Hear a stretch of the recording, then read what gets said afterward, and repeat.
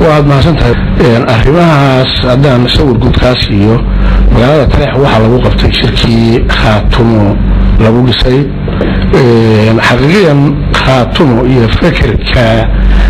نحل جاسي ضدك يبرشة جولة دقن سوري سنة جيعين وهو كي فكر وناكسن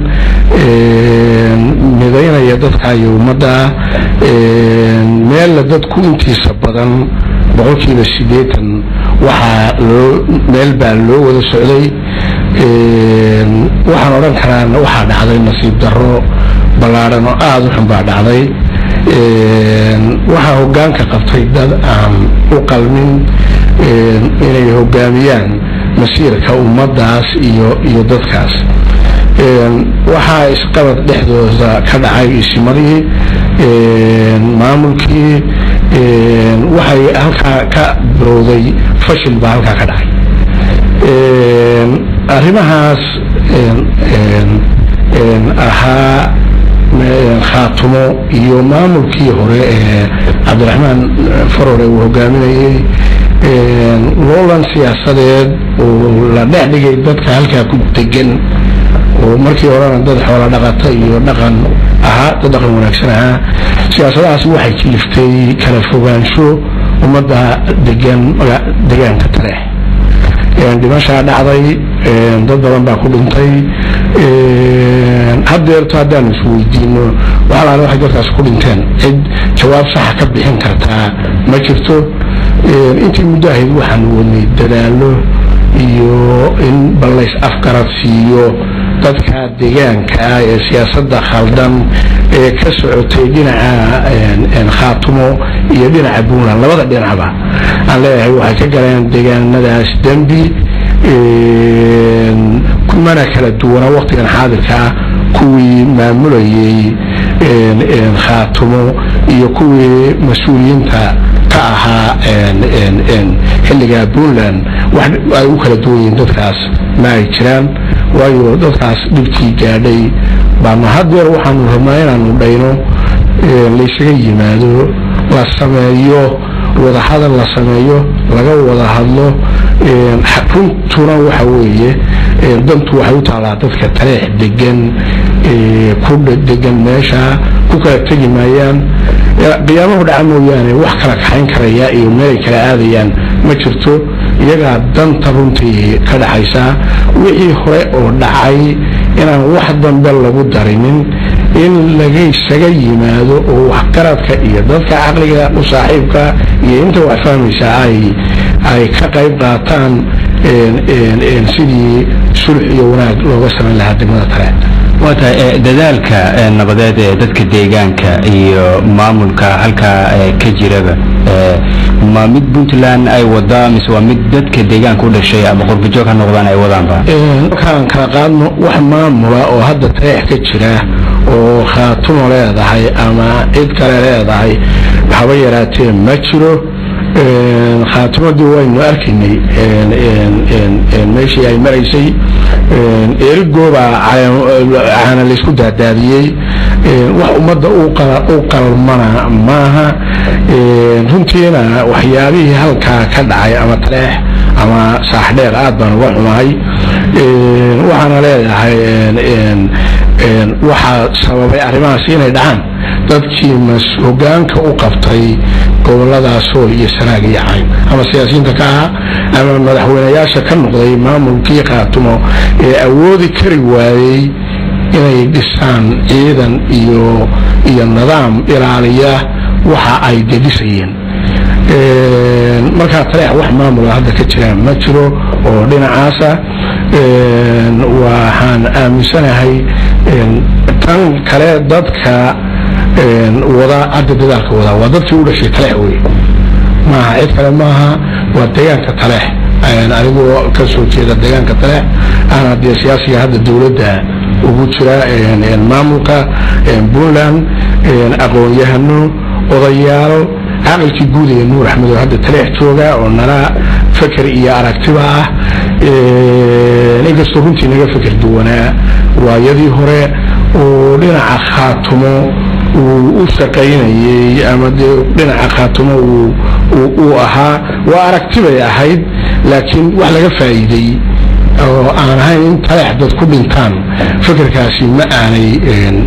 ما تشرينين حد يرسل لا فكرة في نسكو أركتك نهاي إن لم يبرشها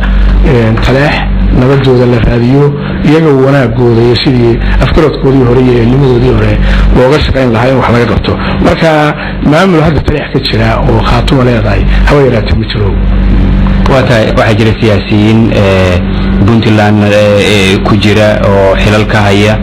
مامور كتلاح قيب كجران أو سياسيين بهلوك الفكر دون هذا سومالان سيدو كله إباتة أنت بدن ديجان كذا عدا وحيسوا قدا شعب تأثير لو جوجين كرا بقولتها وحلو جوجين كرا وهوي وارنتا ويا تلاح كذا عضي ولوكي ضد ديجان كأن سياسيين عين أن أقوياء هين أن لصق سياسة صوماليا كسؤالها وحقي وحيا ينداد أقول له وكسوت ذا دجانا ذا دمنا ترح ضد كمركز دجان كوالو جبهة إني قرطان يجو إني قرطان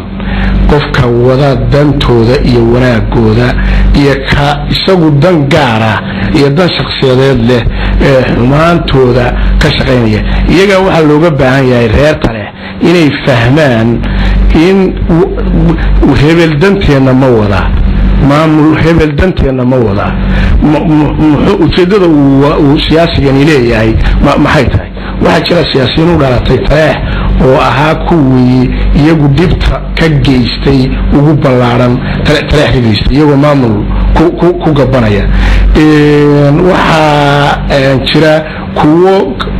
وبلا شيء تريح وجرن كريواي ورخاتمدنا تكوتشرتو أما عاد وحكودا دنت ومدن يدريانا كان محايك قوانيسا محاي هي مستقبل كيدو يوجد أي طريق شركة الله قوانيا أما الله كهاي كنتي أنا وحنا حوجال بانا هاي ما ملكي هراء أنا فري أرماها إنه قيبو إن كلها دبتها ماشي كل علي وأنا استعش لي وقتي كولان أو سنتي نبض كوني صدقي طبعا وحن للسعودي إن ضبكاس ديجانكا دينا عخاتمو دينا ما ممكن نقول يقول لان لابد منا أن وهين وحدنا هوايراتي وحنا في جراني شادبات هذا بحد ومدعس لو اجتماعات كفامي سو دينا كسر الله دينا نقال له دينا اجتماعي له دينا ضد لبا توقف عن خيرين باكا كل انتيو لو دلي موقت وعاو لو دلي اما عيد سبب لو دلينا انا الى وقت احد موقف كبنتلان حلقنا كلا هي ديجان كاس هي waxaa la socotaa wariyaa tayna aqoonyahana baa tahay madaxweynaha Cabdiweli Maxamed Cali Gaas markii uu loo gareynayna waxaan filayaa inuu ahaa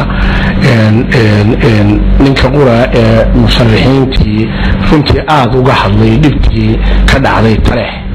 aad uga hadlay hadda markuu madaxweynaha noqdayna ka hadlay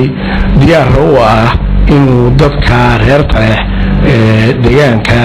la fariisto la xaajoodo wixii ka dhacay meesha Tareex la yiraahdo oo wax ka qabto madaxweynuhu diyaar buu yahay waqtigan xaadirka shaqada madaxweynaha ku-xigeenka arinta mowqif wanaagsan baan anagu asbuulaan ahaan kala nahay waxaanan wali helin doorkii odayaashii Tareex oo kala maqnaa qaarkoodna fakir kale ay xambaarsanayeen laakiin hadda maanta aad moodo inaan runta isugu nimi aqalka guud wuxuu joogaa Tareex dad baan dibadda ka sugaynaa badan oo wax garada oo aqoonyahan leh oo odayaal leh waa la socotaa Turaabi oo wadanka abaar baa hadda jirta xilliga jiilaalkana dadku waa reer miyi waa xoolo dhaqato la isma helo waxaan ku balansanahay dayrtu haday hagaagto inaan fariisano Tareex annaga oo beesha Tareex degta inaan idinana dhexgelin idnoo dhaxaysan jirin annagu aanu dhameysano khilaafaadkeega hoose hadii raayidmo dawladda iyo madaxweynaha madaxweyne ku-xigeenka waxay diyaar u yihiin reer Taleex haddii ay dantooda u soo jeensadaan inay wax weyn la qabtaan wixii meesha dhacayna ummadda loogana tacsidayo dawladuna ay wax ka qabato. Wada mudan wasiir inta haddii aan uga soo gudubno waxaa jira siyaasi Axmed Cabdi Xaabsade Puntland xilal buu ka soo qabtay Somaliland sidoo kale sidee u aragtaa imaashiisa Puntland runtii ninka odayga waa maamulka Puntland madaxweyne ku-xigeenka golaha xukuumadda anigu boosaasan joogay markii la soo dhaweynayay markaan anigu u noqdo tayda ma aha inaan xukuumadda kama hadlayo anigu waxaan leeyahay aragti aniga ii gaara fikir yar oo aan wax ku cabiro oo anigu aan iska leeyahay kaa cidina ilama sheergarayso cid aniga ahayn oo lehina ma jirto waxaan imaatinka Axmed wax macnaa uu samaynayo haba yaraatee ma jiro Axmed dembiga uu galay waa loog yahay dhulkii uu bixiyay baa weli maqan ku maqan gacan cadow ku maqan waa la isticmaalay markii la isticmaalay oo laga dantii lahaa laga gaarayna inuu hadda yiraahdo Puntland baan u soo noqday aniga wax macno ii sameynaysan ma jirto idaacadaha waad maqaysay wuxuu yiri madaxweynaha iyo madaxweyne ku-xigeenka ay yeelay waxba kama jiraan uma yeelin madaxweynaha iyo madaxweyne ku-xigeenku isaga codsaday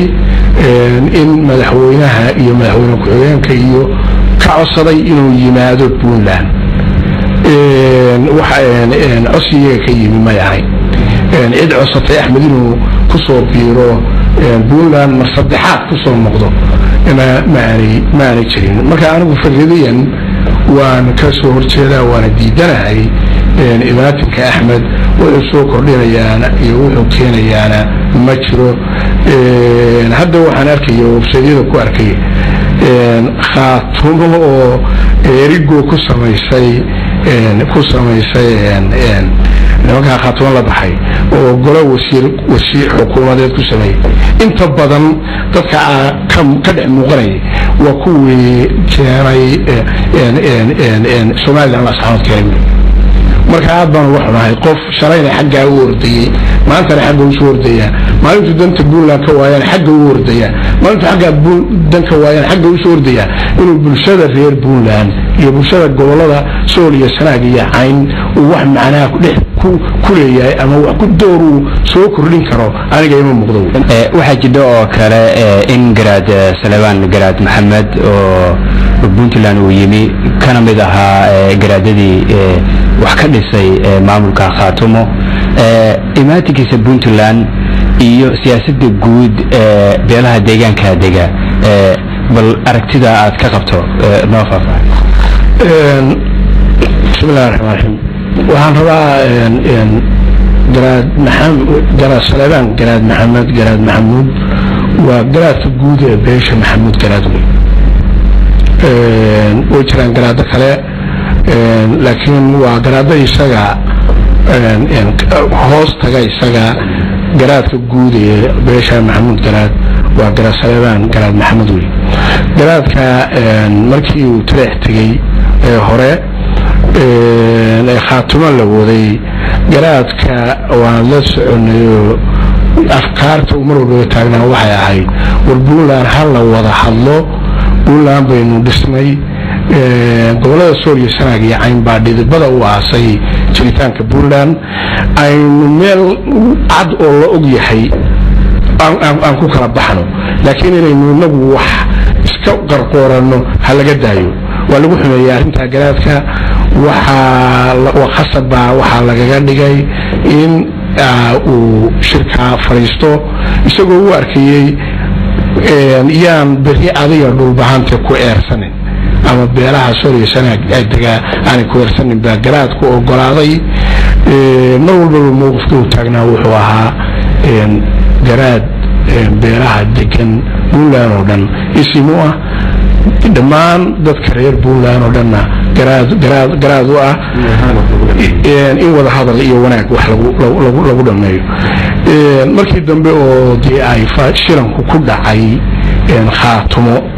nimankii la baxay odayaasha ay dadka horboodayay garaadku wuxuu ku soo noqday dhulkiisii wuxuu yimi garowe haddana wuxuu ku sugan yahay garowe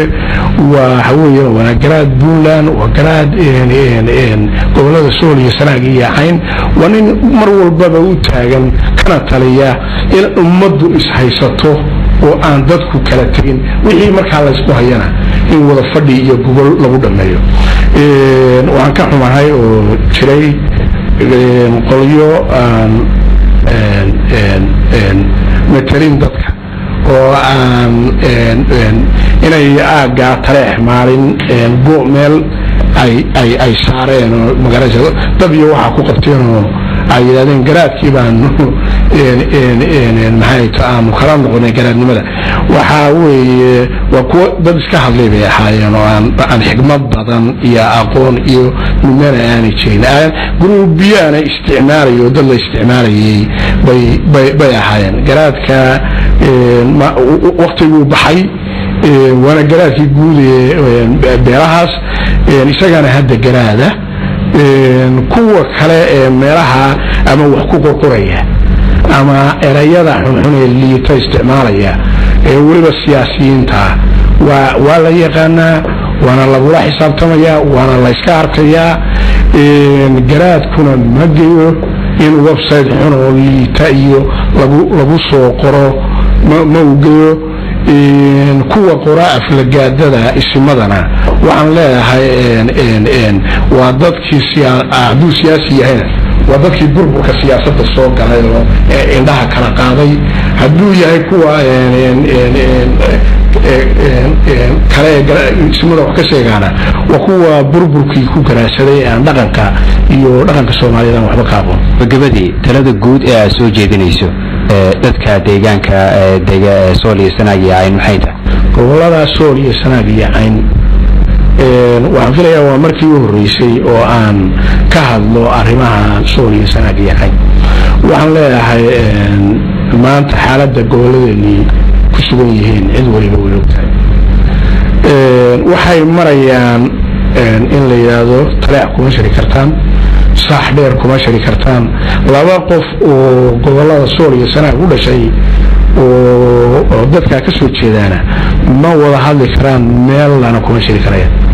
waxa taas sameeyay maaha ururkaasana maaha gudbaanta sameeyay inaga isgaarsiinay meesha ay maanta taagan tahay cid aynu eersanaynaa iyo cid aynu leenahay cidaasa ka dambeysay ma jirto waxaan leeyahay gobolada Sool iyo Sanaag dib hay isugu noqdeen ha saxeen khaladaadkooda ha garteen qofka daacada qofka runta wada qofka wanaagsan qofka doonaya midnimada ummadda deegaanka wada degan oo dhan qofka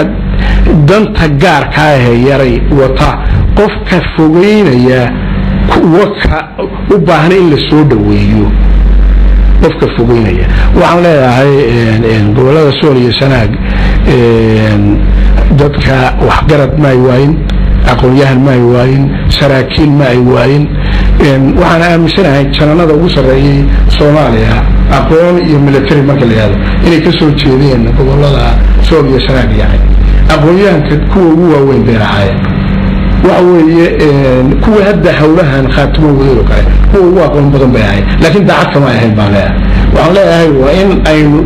runta isugu nimaana iyo daacadnimadu waxay tahay eersiga ay mudad kale ama soqeeya ama cid kale aynu eersanayno leenahay waxbay naga xumeeyeen cid waxay naga xumaysay haba yaraatee ma jirto inaga xumaynay wax inagaan nacyi u jeedin wax runtu ay tahay inaynu qabanno waxaan leeyahay dadka gobolada ka soo jeedo nacyi runta wajaha وهل يسكدها يبين تأيه وروريك إيه وحان وحبكوا الله كوكا راي